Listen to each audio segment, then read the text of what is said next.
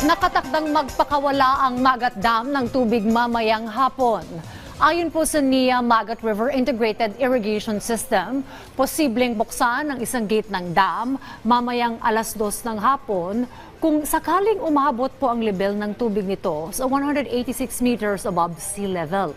Aabot naman sa 150 cubic meters per second ang papakawalan nitong tubig at maaari pa itong tumaas, depende sa aktual na dami ng pumapasok na tubig sa reservoir.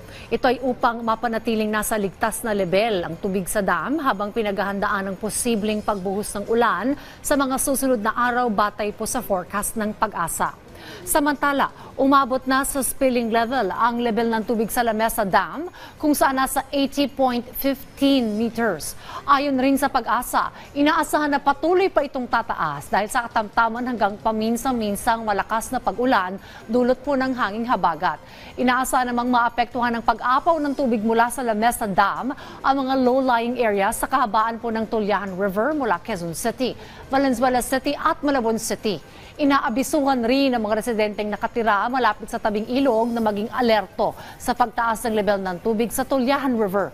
Narito naman ang update sa level ng tubig sa iba pang mga dam.